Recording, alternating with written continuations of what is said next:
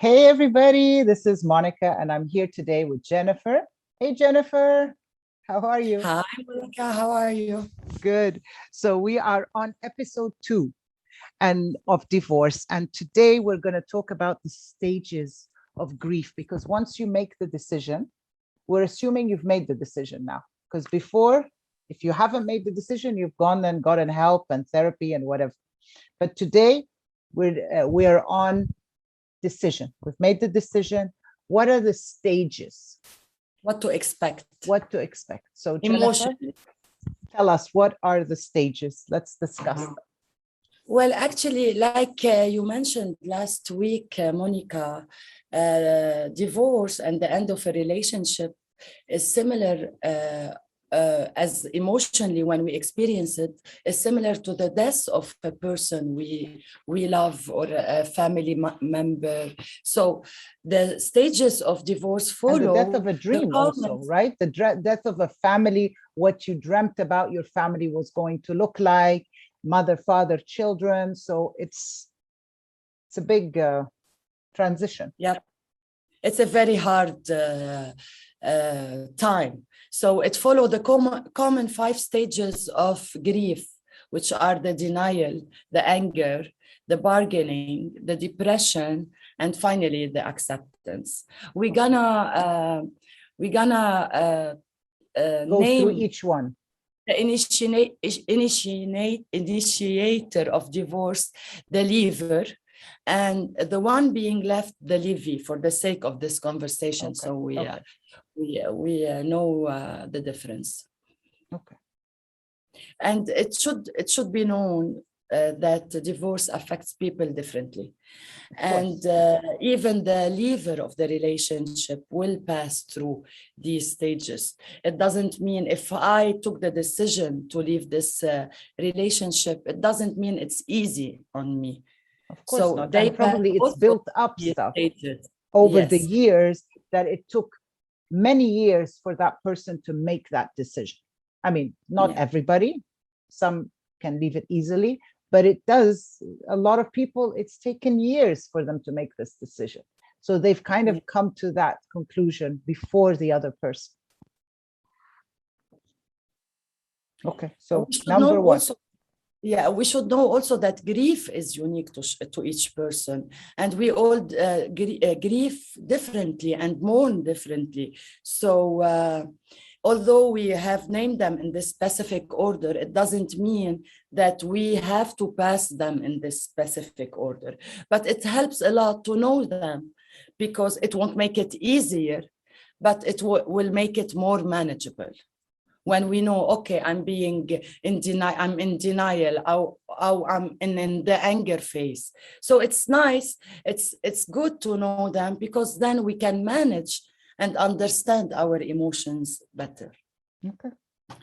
So denial, especially for the spouse who is being left, is a very tough step.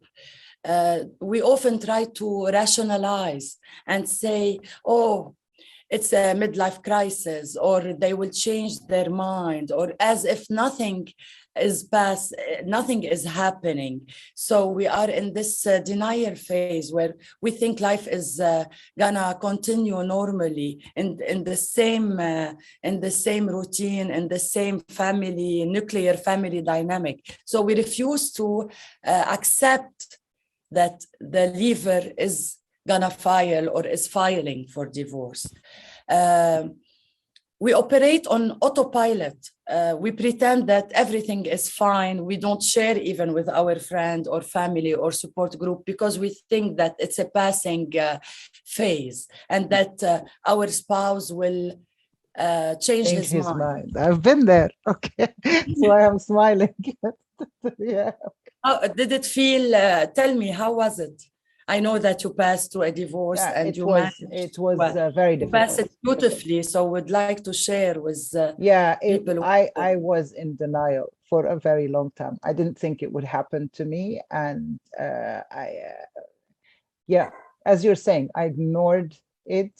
I went on as if nothing was happening, and it's difficult. It's difficult. It's a coping mechanism. It is. It's like And we're you numbing smile our more from in the outside, and you pretend everything is wonderful, because it's very difficult to accept sometimes, and it can last a long time, the denial. And we can come back to a denial sometimes.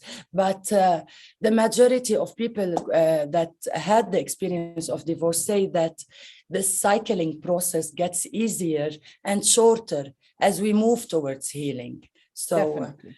do you agree?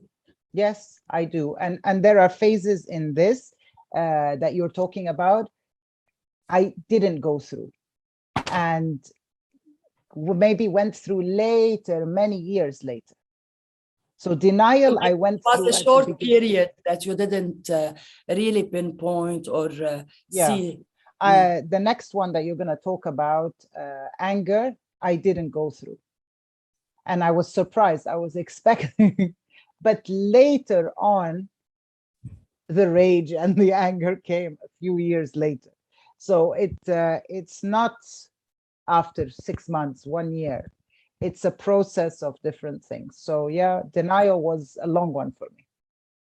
And anger is a sneaky emotion. It can come disguised as many other emotions or many characteristics. So it is a sneaky. So we may be angry and we don't know it. And then if you're taught to be a good girl and anger is not a good thing, you are like, squash it. No, you squash it, you squash it, you squash it, and then a balloon blows up one day, and you're like, yeah.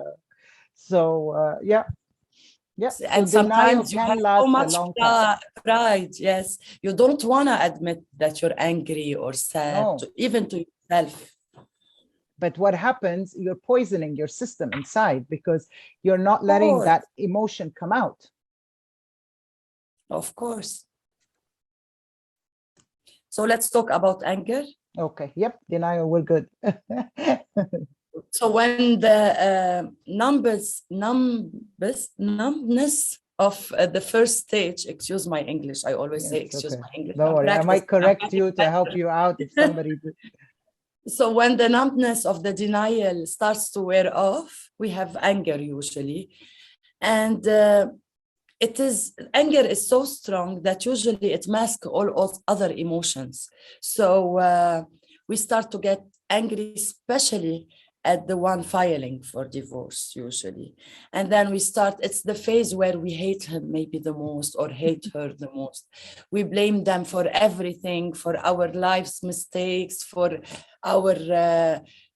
everything bad that is happening to us. He's the worst parent, lover, friend, and a human, forgetting that this is the person we chose. That we married for all these years. Yeah. You're laughing. I'm laughing now. A few years ago, I was crying, but this. But that gives hope to our friends. There is hope, my friends. Trust me, there is hope, and you can rebuild in a better way. But yeah, the anger. So a few tips. Kickboxing. I did a lot of kickboxing when I was going through my divorce. I didn't know at the time, but it's a beautiful outlet. My God, that like Bob, he's called Bob. I think he's called Bob. The one the statue that you beat the shit. Sorry for the word shit, but you beat the shit out of the person. It is the best expression of releasing that call him anger. Your ex's name. I would but it is the best, really. Hitting that punching bag releases that energy that's stuck inside. Instead of hurting someone in real life, you go in and you release it through. I agree. Through that, you can also release it through writing. Write whatever, dump everything on a paper and bin it. Also, art, anything that takes it out of your system is the best. The line is cutting.